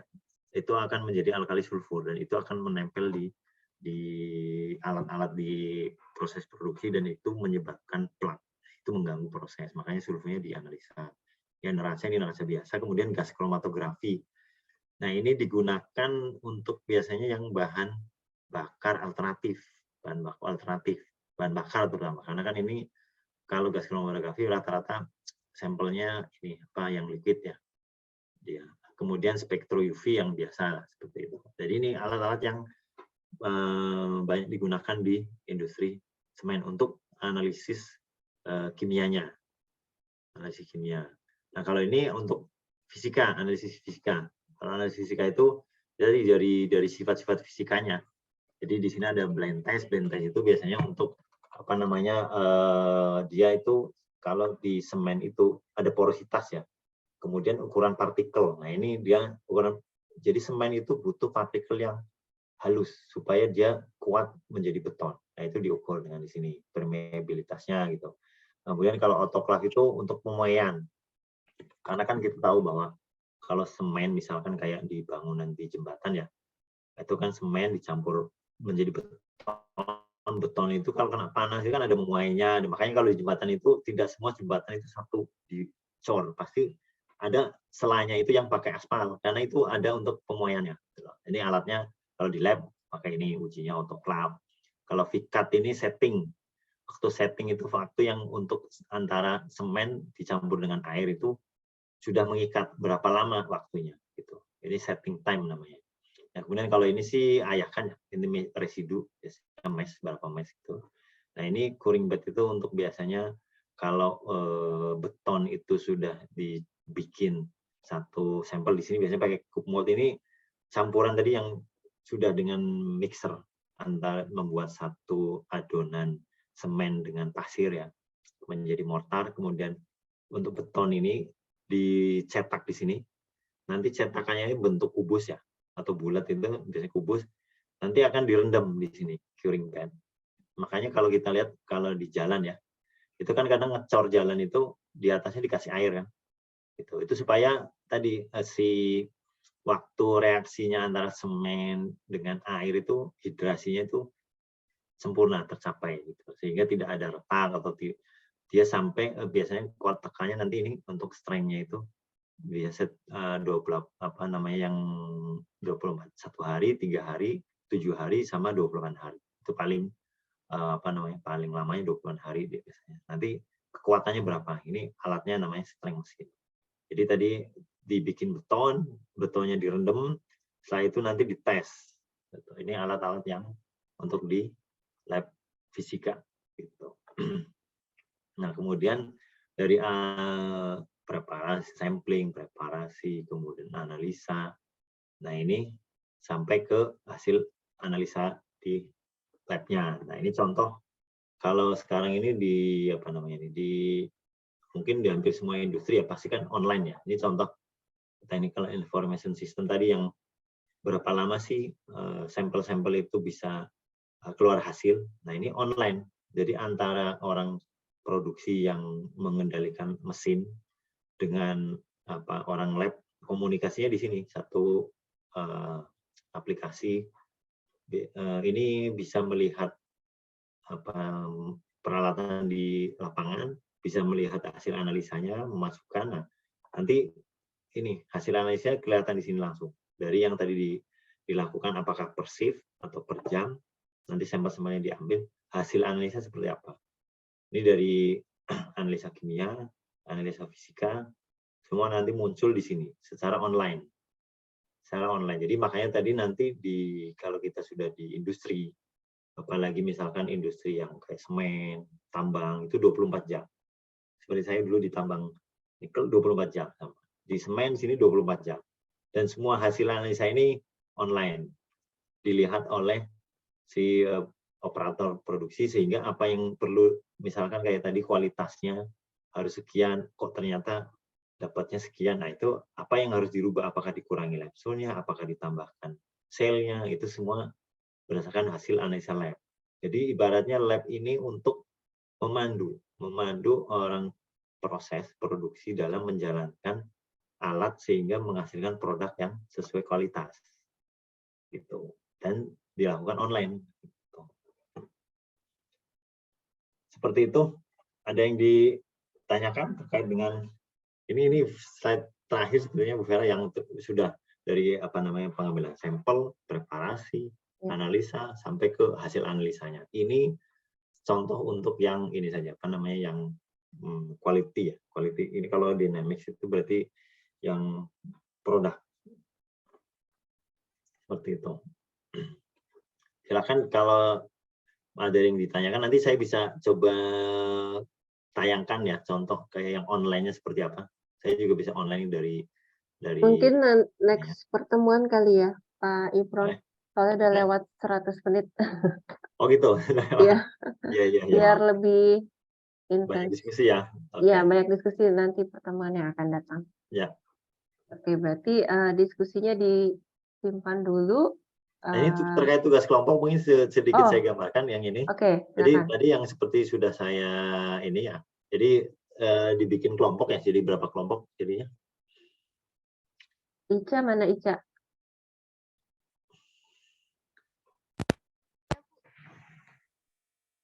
Pembagian kelompoknya gimana Ica? Sudah. Kemarin ada 11 kelompok, Bu. 11 kelompok ya. Oke. Jadi dari 11 kelompok tadi, satu kelompok berapa orang? 5. 4 orang, Pak. 4 orang ya. Ya tadi silahkan di kelompok itu menentukan jenis industrinya apa, ya. Membuat essay aja, essay ini aja.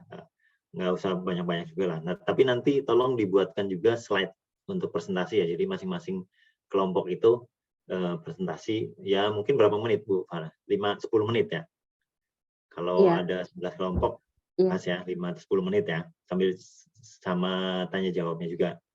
Nah, ini menentukan jenis industrinya, terserah dipilih mau farmasi, mau industri kimia, mau petrokimia atau penambang, terserah tentukan. Kemudian pelajari prosesnya.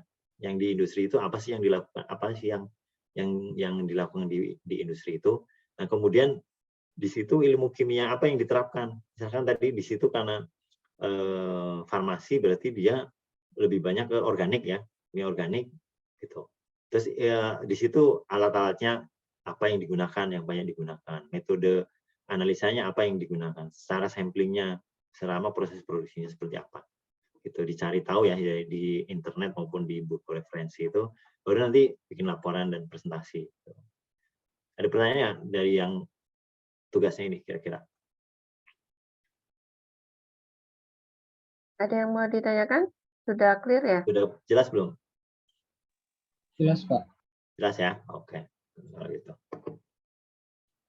Saya stop share ya. Baik, terima kasih Pak Imran. Tadi banyak sekali ilmu yang kita dapat ya. Jadi kalau kita yang biasa belajar cuma teori aja, ternyata di lapangan itu sangat berbeda ya. Jadi mungkin juga ini bisa membuka wawasan mahasiswa juga ya, bahwasannya teori yang dipelajari di kampus itu tidak cukup ya, tapi juga praktek yang harus diperbanyak karena kan tadi hands on beberapa instrumen yang sudah advance juga diperlukan ya pengalamannya. Baik, untuk pertanyaannya mungkin ditunda dulu ya. Kalau ada yang masih mau bertanya, kita tunda dulu. Mungkin nanti di pertemuan yang akan datang. Insya Allah kita ketemu lagi minggu depan ya, Pak Imron. Semoga semuanya senantiasa sehat walafiat dan juga insya Allah kita ketemu lagi minggu depan. Terima kasih. Dengan ini kuliah diakhiri sampai di sini. Assalamualaikum warahmatullahi wabarakatuh. Waalaikumsalam. Makasih ya.